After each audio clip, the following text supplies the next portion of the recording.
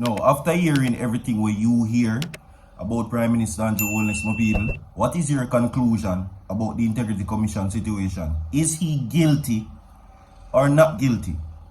After you hear everything about the money, the 400 odd million we get transferred from business to business and all the accusations that were made against him, what do you say? Guilty or not guilty, my people?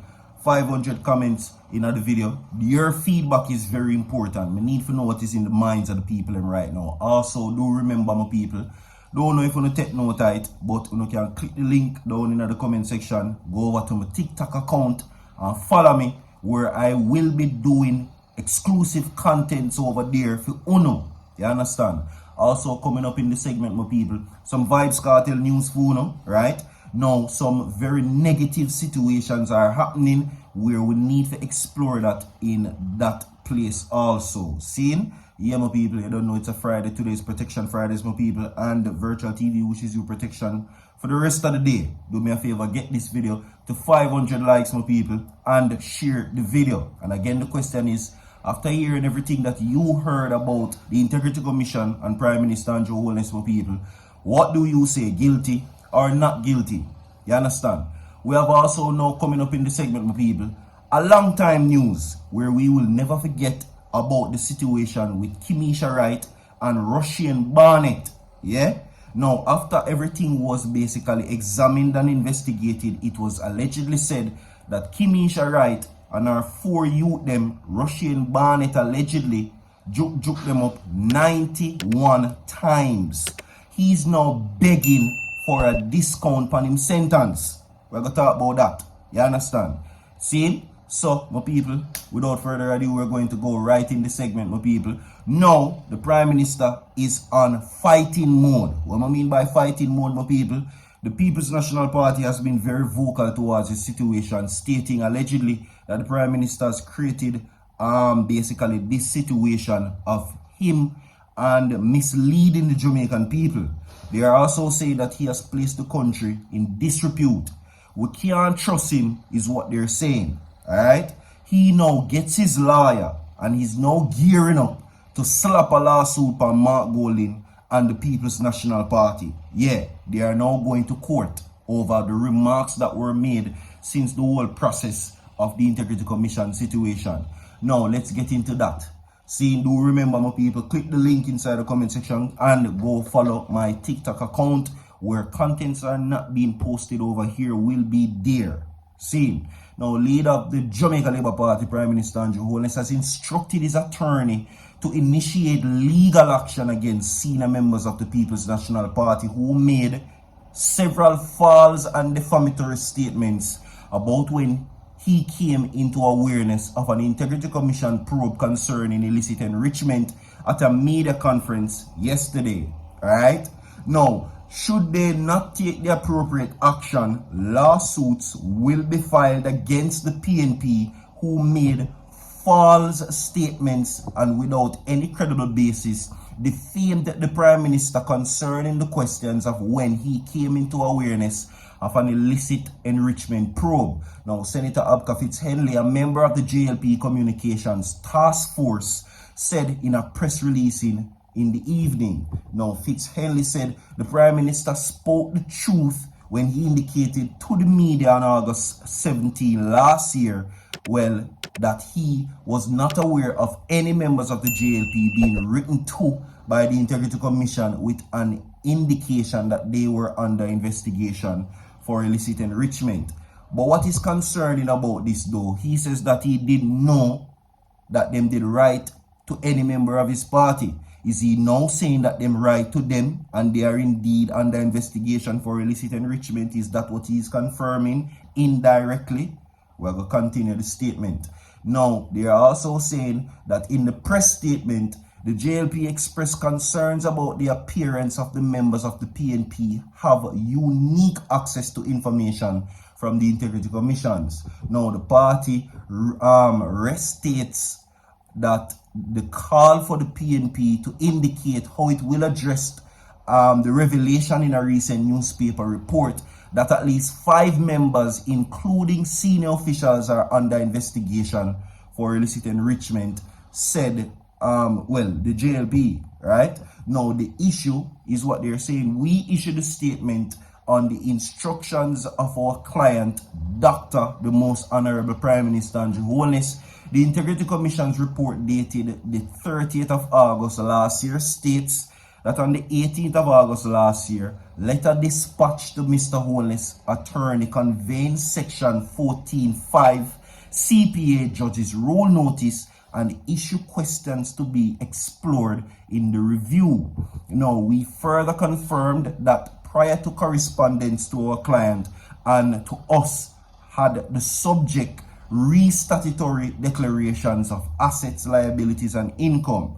Now, in some of the letter, there is a minor variation to add our client's name. None of these communications reference section 14.5 or the word illicit enrichment. For completeness in the timeline as follows. Now, 1. By letter dated the 16th April last year, our client received a letter from the Director of Information and Complaints advising him that his 2021 statutory declaration was referenced for an investigation pursuant to section 32 and 42 of the Integrity Commissions Act. He further advised the Director of Investigation would be in touch with him soon. Now, on the 5th May last year, the Director of Investigations confirmed that the matter referred to him for investigation. He stated that he was in the process of conducting their assessment for the preliminary inquiries and would be in touch with him in due course. 3.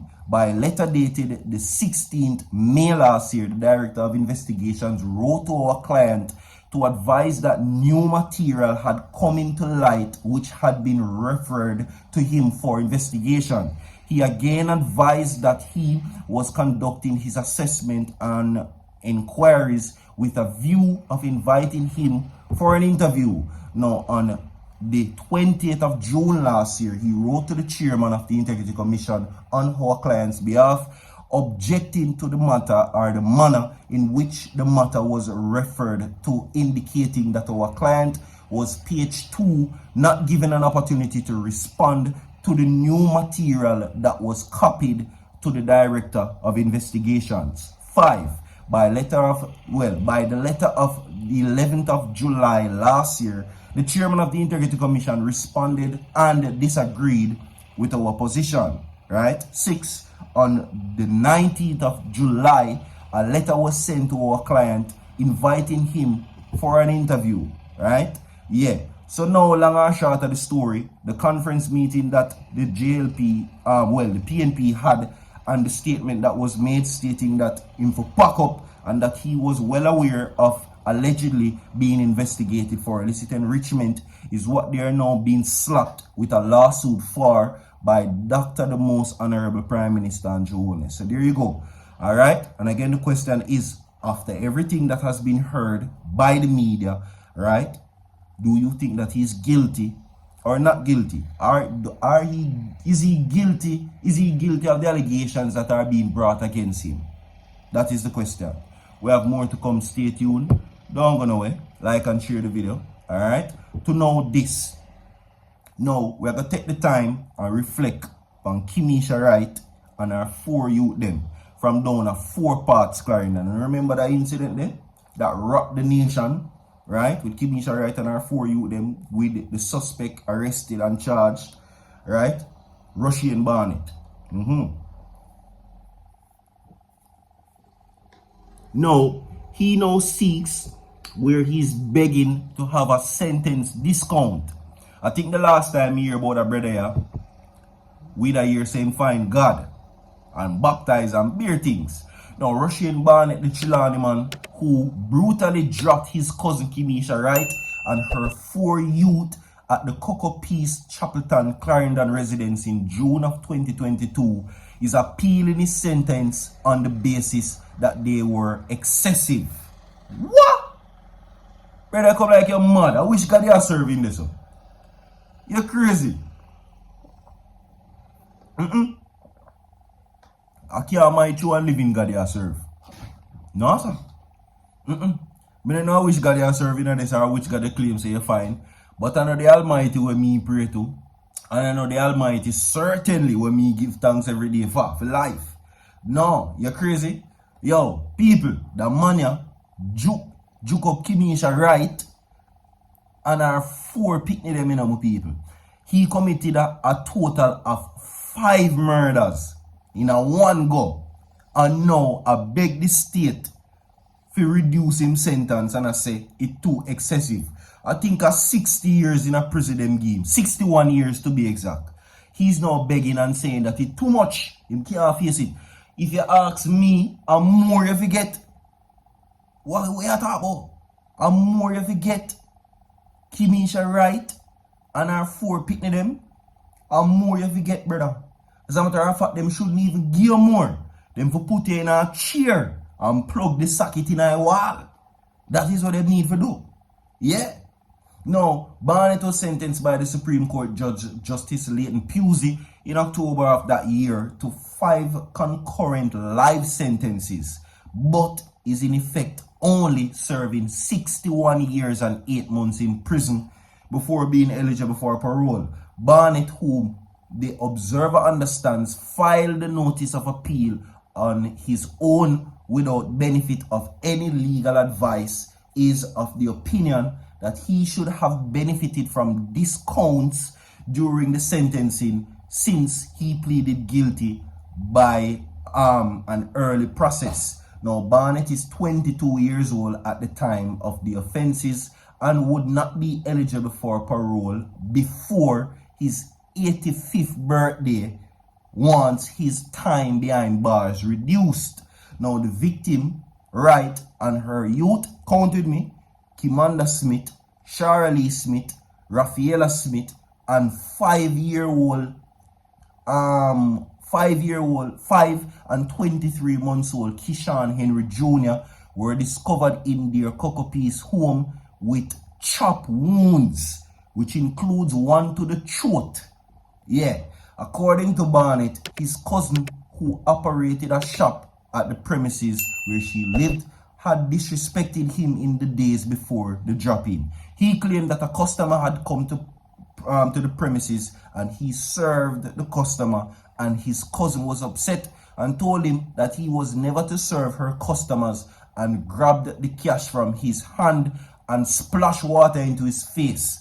He said he was offended from that instant, and the subsequent interaction with his cousin, he said, led to the stabbing. Yeah, man. 61 years, no dear justice, brother. What you need to do, what them say basically, you file this for your own car. No lawyer now support you upon this, none at all. You see me? What you need to do, yeah, is seek judgment from the Almighty, and you need to tell the judge them to give you more. That is what you need to do. Yeah. No joke.